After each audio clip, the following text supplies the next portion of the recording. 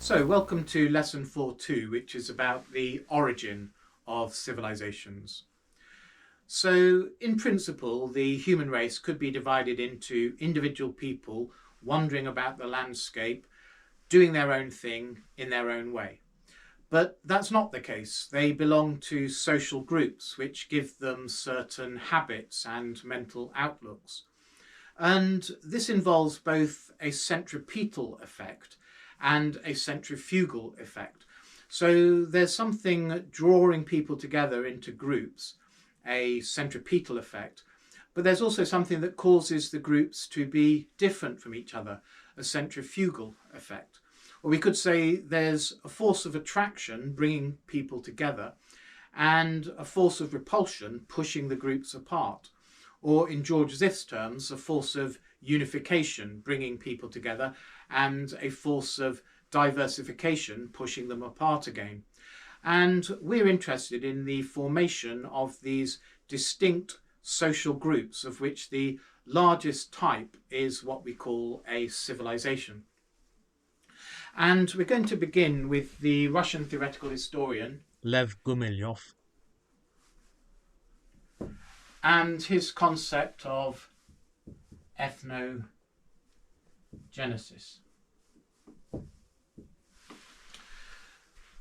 So Gumilev led a bit of a tragic life. His life spanned most of the 20th century. His parents were Russian dissidents. His mother was the Russian poet Anna Akhmatova.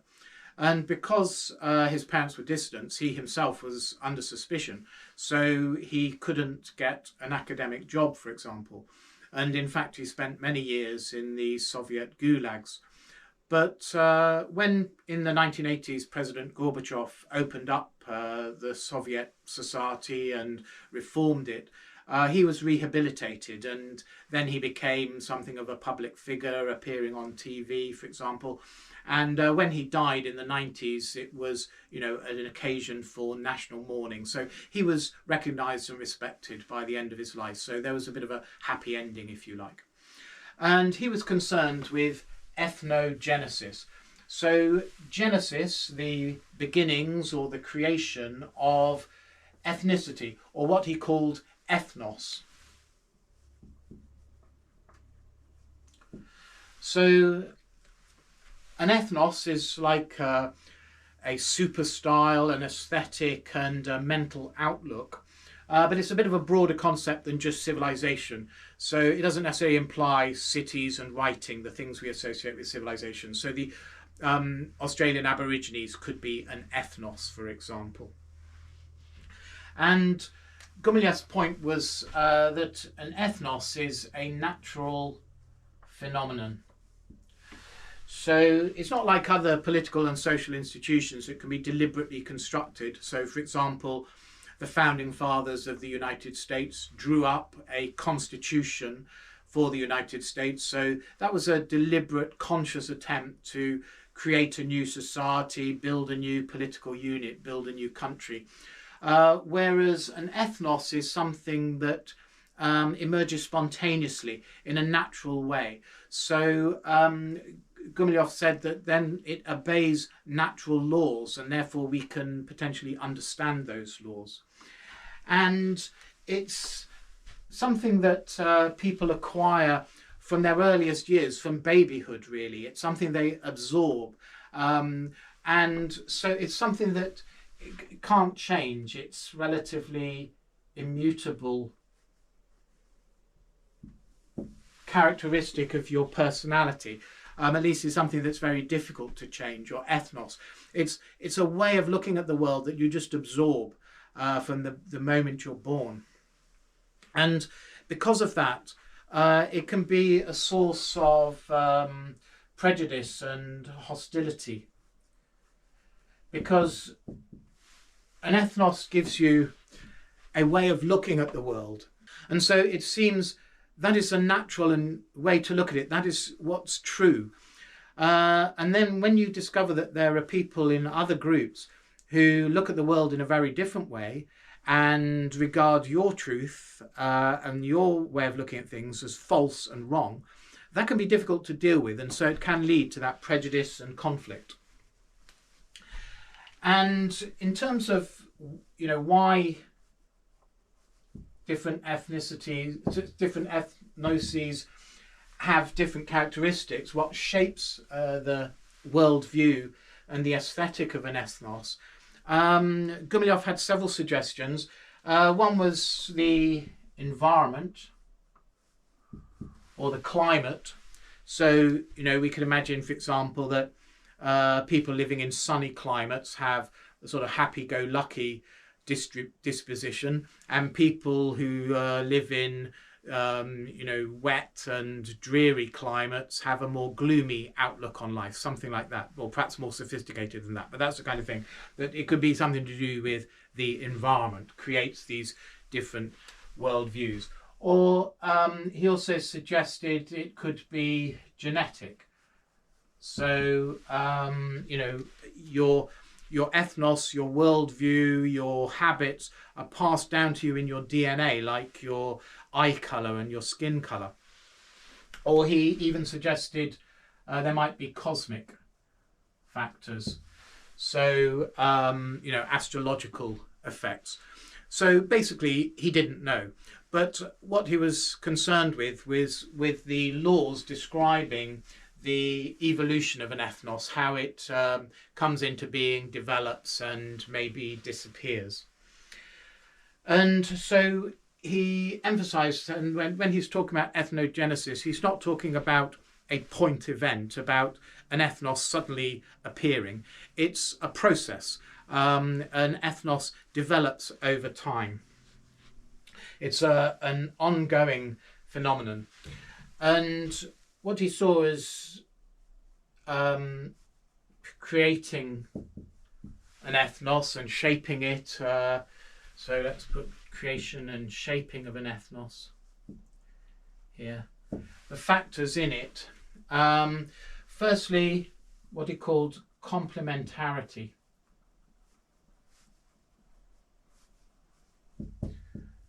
So this is the idea that an ethnos comes into being when there's a set of people who feel some affinity towards each other, but particularly decide to cooperate with each other. They recognise that there's some advantages in cooperating with each other. So there's some complementarity to them.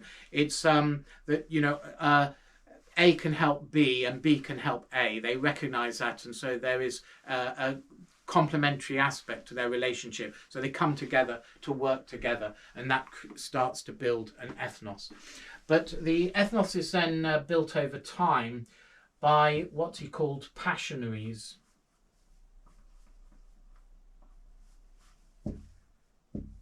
Passionaries, or passionary. So these are significant figures who define the aesthetic and inspire the creation of the ethnos and build the ethnos through their vigour and their efforts.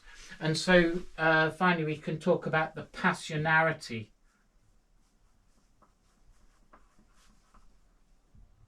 Passionarity of an ethnos, which is a measure really of the number and density of passionaries.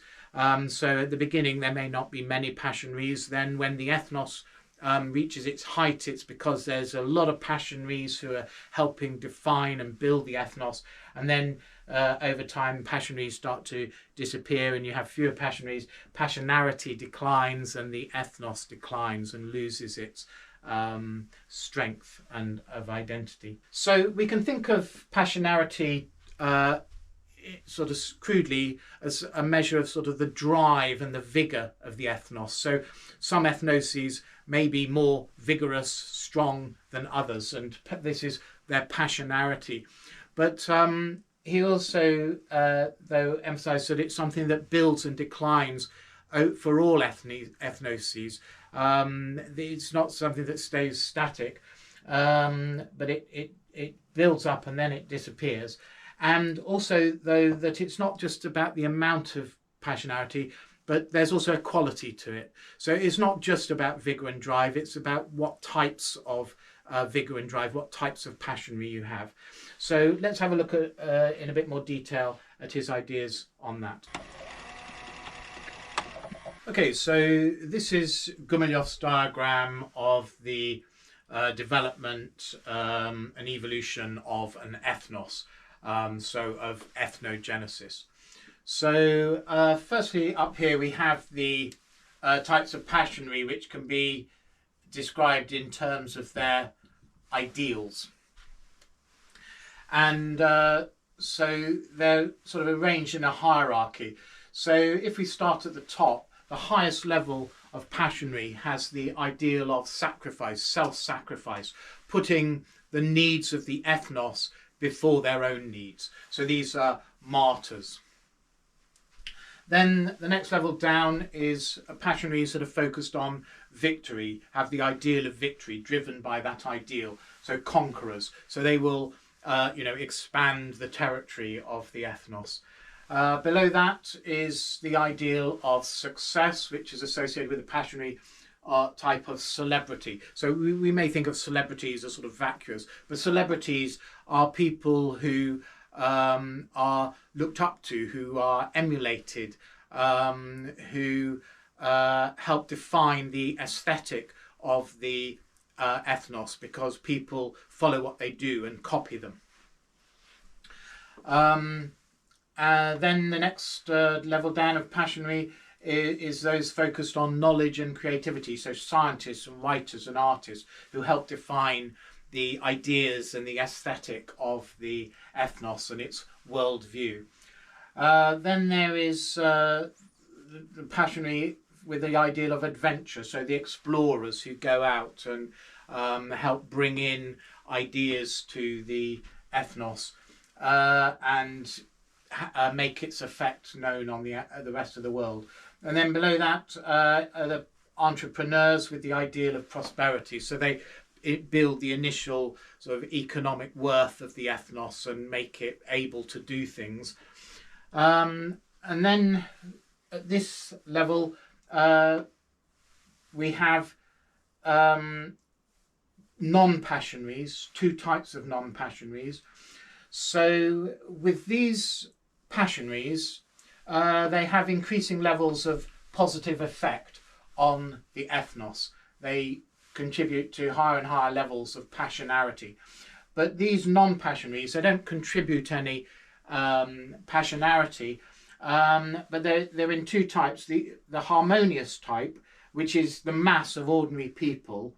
So passionaries are really just a small minority of the ethnos who drive it forward. But most people have a neutral effect. So they're here along the axis. They're neither positive nor negative effect. They're just like the raw material of the ethnos. They cooperate with it, and they will follow these people, but they themselves don't contribute anything to it. But then below that, on the negative side, there's what Gumilev calls the sub-passionaries, who are the criminals and the traitors, who actually have a negative effect on the ethnos, who bring it down. And then the development of passionarity over the life cycle of an ethnos looks like this. So it initially increases through these levels, then it reaches a peak, and then it declines again, and then it can just carry on forever at a low level. So the phases are the growth phase, the peak, the acme, then this crisis phase where it starts to lose its way, it's no longer moving up, and then a gradual decline when the ethnos is in a state of inertia. It can't grow anymore, it can't innovate, and that just undergoes steady decline until it reaches this stage where it's lost all passionarity, and it just stays potentially like that forever, or until maybe some outside entity comes along and destroys the ethnos and wipes it out forever. And he saw this ethnogenesis process as lasting from about 1200 to 1500 years. So a bit like Spengler identified, the life cycle of a civilization was about 1,000 years. Gumilev puts it around 1,200 to 1,500 years. And this picture is rather subjective. Gumilev suggested that it could be quantified by measuring the frequency of significant events within the life of an ethnos. So, you know, new scientific discoveries, new conquests, new adventures, new exploration. These could all be things that would measure the amount of passionarity. But he didn't really define you know, how you would recognize what counts as a significant event, and he certainly didn't attempt to do this kind of quantitative analysis himself. He just had this qualitative picture. So really that's something that awaits somebody to come along and see the potential in these ideas and try to quantify it, apply it to real societies, real ethnoses, and see if this works. One last thing to mention is that these peaks here, well, we can see things, you know, don't necessarily move smoothly. They go, there's ups and downs, and there's 3 peaks here. Gumilev actually said that he found that ethnoses tend to go through 3 peaks, ups and downs at their acme before they go into the decline. And we'll see that later on that in Toynbee's theory there's also 3, or in fact Toynbee talks of 3.5 bounces, but this idea that it goes up and down 3 times before it then it decays. Now this phase then, the ethnos is in a dynamic state. It's changing, either building or declining, but then it goes into this stasis, this static phase. So how can you tell whether you're in a dynamic ethnos or a static ethnos? You're in some kind of ethnos. Is it dynamic or static? How do you tell? Well, let's see what Gumilev had to say about that. So the question was, ethnoses can be either dynamic or static, and how do we tell which type we're in? Well, Gumilev distinguished them according to their attitudes towards a whole range of issues. So in this table we've got these issues and what the attitudes are of dynamic and static ethnoses to the various issues. So for example, with respect to the attitude of new generations, in a dynamic ethnos, each generation is different from the last. It reacts towards that previous generation and does things differently. Whereas in a static ethnos, each generation is like the last. It just emulates the last. It just copies whatever the last one did. It just tries to be the same. Attitudes towards time. In a dynamic ethnos, time is seen as linear. You're going somewhere, you're going from here to there, you have a destination that you're moving towards. In a static ethnos, time is cyclical. You're not going anywhere, you're just going round and round in circles. Attitudes towards nature. In a dynamic ethnos, the idea is that the environment is something to overcome, to exploit. So you adapt the environment to your economic needs. You subjugate the environment to your economic needs. Whereas in a static ethnos, it's the other way around. The environment is precious, should not be disturbed, and so you adapt your economy to the needs of the environment. Attitudes towards neighbours. In a dynamic ethnos, it's all about territorial expansion, war with your neighbours, taking over their territory. Whereas in a static ethnos, the concern is about defending your borders, keeping what you have, and paradoxically at the same time, hospitality towards others, far from conquering them, actually welcoming them in to your society, to your ethnos.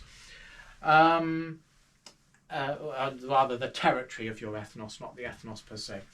Then the attitudes towards descendants. In a dynamic ethnos, the attitude is unlimited population growth. Let's have as many children as we can. Children are good. Population is good. In a static ethnos, it's all about limiting the population, keeping things as they are. We're overpopulated. We can't have any more population. Attitudes of religion. In a dynamic ethnos, there's a strong belief in the religious ideology, and so there's an effort to proselytize, to spread that belief, that religious belief, an intolerance towards other religions, to see them as something that people need to be converted to your religion. Whereas in a static ethnos, there's the attitude of henotheism, meaning that you believe in your religion, but you accept that other people have other religions. So there's no effort to say they're wrong. You just recognise that different religions for different people. And there's also resistance, though, to other religions. No interest in their ideas and exploring them and absorbing them. Attitudes to social institutions. So in a dynamic ethnos, it's all about achieved power. So it's based on talent and merit. The best get to the top, and they dominate the social institutions.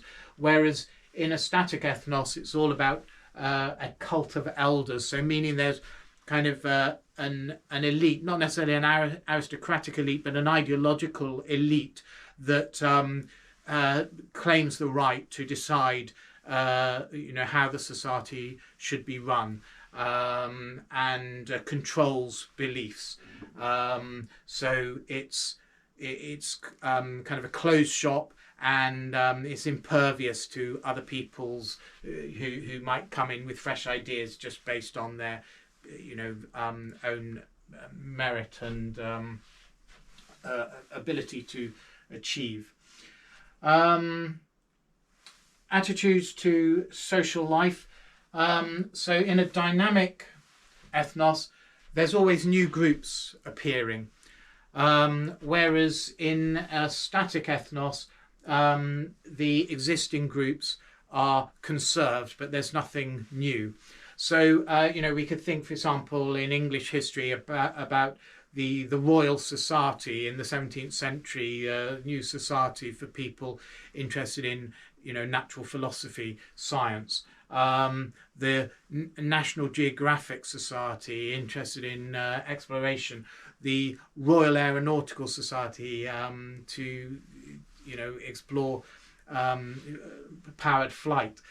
These kinds of societies are being created in a dynamic ethnos, but in a static ethnos, you're not seeing these significant new groups coming into being, or not necessarily things like those societies, but it also could be just things like football teams and football leagues. In a dynamic ethnos, you're creating those kinds of things, whereas in a static ethnos, you're just conserving what you've already got, but you're not bringing into being whole new sports and whole new types of sporting competition, for example. Then attitudes towards alien cultures. In a dynamic ethnos, they're quite outward looking, and they will adopt foreign ideas. They'll take what's good from other societies, they'll adopt them, but change them, build on them, improve on them, and give them back double. Whereas in a static ethnos, it's completely impervious or oblivious to foreign ideas. It's incapable of taking what's good from elsewhere and incorporating it into its own belief system. It just sticks with what it's got. And then the attitude of an ethnos towards the other type of ethnos. So in a dynamic ethnos, people who have a static ethnos are seen as stagnant and inferior. So they look down on them. And what they're concerned about is whether they're not changing. That seems to be a problem.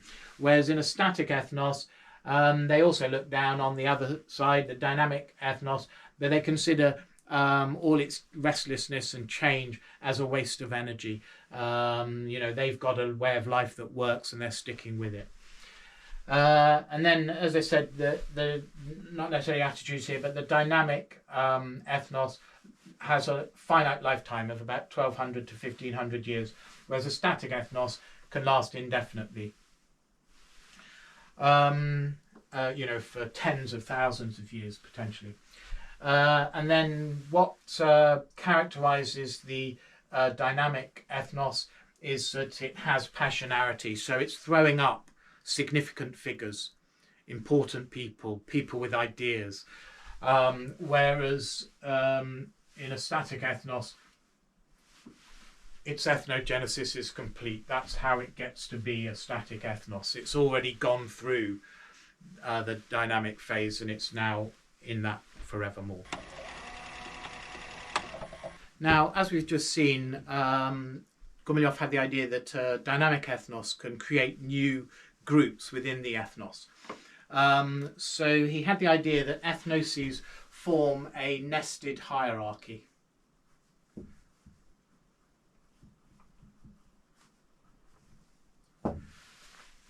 So we can have the basic ethnos, but it can have sub-ethnoses. And it can also belong to a super-ethnos.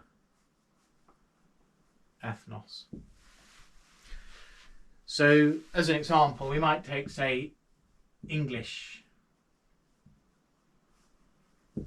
as an ethnos, an identity, a worldview, a mental outlook, an aesthetic, a super style, a set of habits and practices. That's an ethnos being English. And that could belong to the super-ethnos of Western or European civilization. So that's a higher set of ideals, worldviews, habits and practices. And then there can be a sub-ethnos within the English identity of, let's say, the aristocracy, who see themselves as a separate class within their English identity that has its own rules of behaviour, its own particular mental outlook, its own habits and practices. And then there can be lower groups still. Gumilev talked about a convicinity.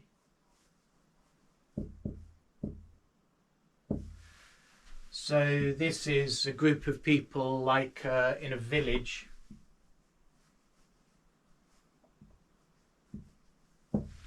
who feel some sense of belonging just by living close together, living in the same vicinity, living together. So that gives people, again, a certain outlook that they share with their neighbours, a certain set of habits that they share with their neighbours and are not necessarily characteristic of the ethnos as a whole. And then he also recognised the idea of a consortium, which is a kind of ad hoc collection of people that work as a kind of a team, an entity, a group against the rest of the world and have some kind of characteristic worldview of their own. So he's thinking there of something like a business firm or a company.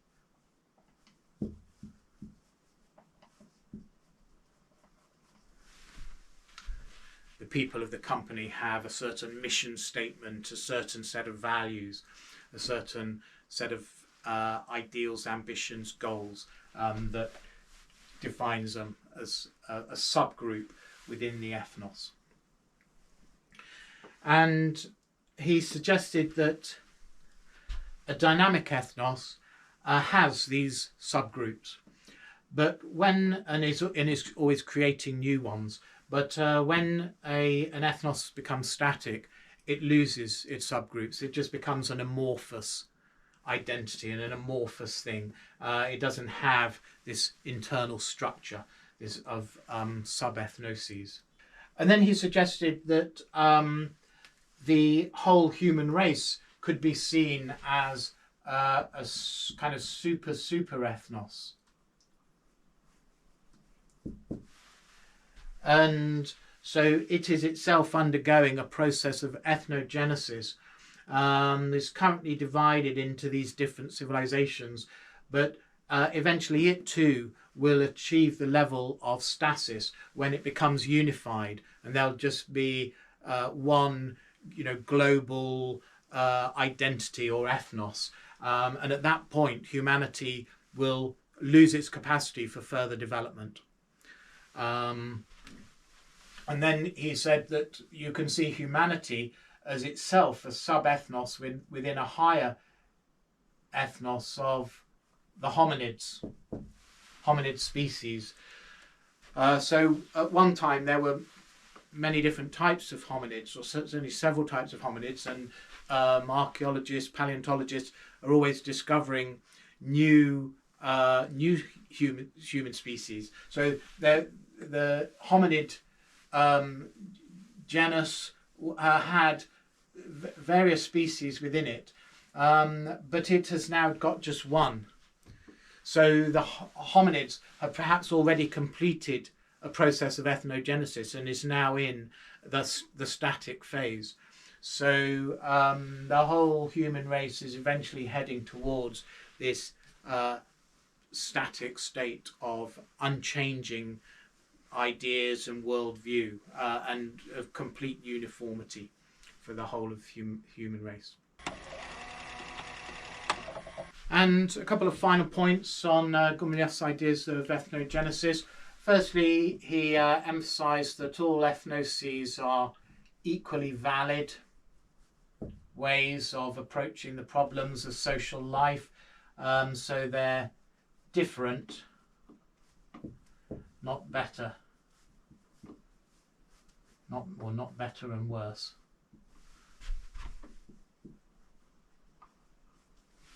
So really what he was thinking of is that, yes, Western civilization may have been very successful in the last few hundred years, but it's just gone through a process of ethnogenesis and it's reached a peak, but like every other ethnos, it will go into decline or is already in decline, and will achieve a static, unchanging state where it's got nothing more to contribute to the world. So and other ethnoses shouldn't think, oh, we need to become more like the West. They've got their own development, and they may have already completed it, but just emulating the West isn't the answer, because the West has just gone through that same up and down like anywhere else. And the last point is that there's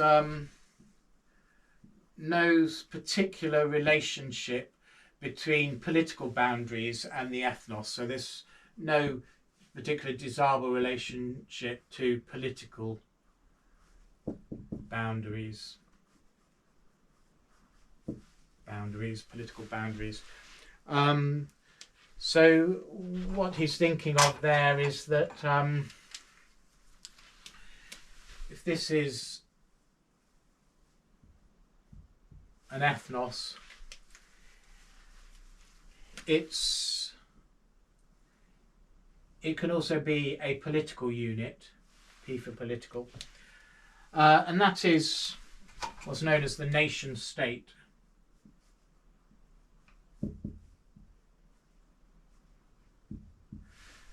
And that's been pretty characteristic of Western civilization in the last 200 or 300 years, that the ethnos and the political entity have the same boundaries. The English live in England, the French live in France. But that's not necessarily the case. In the past, you could have a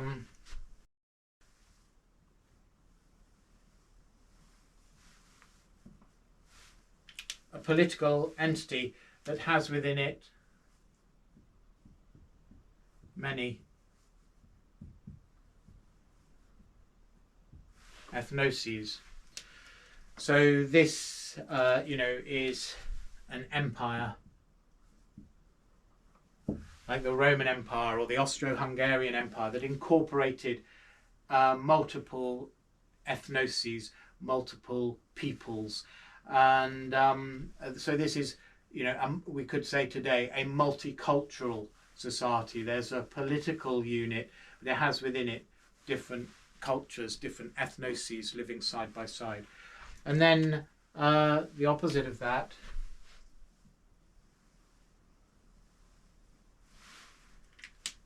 is where you have an ethnos, an identity, a superstyle, a worldview that has within it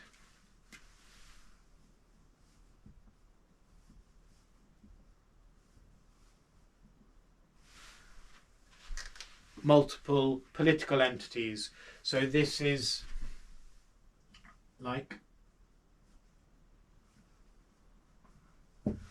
feudalism, where there were many lords who were each, rulers of their own area, but the people they were ruling over saw themselves as the same.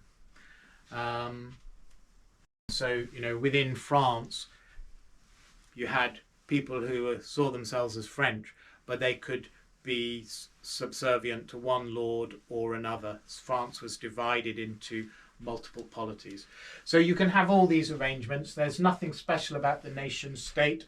It's just one kind of relation. But the ethnos, therefore, is a separate thing from the political entity to which it, with which it is associated.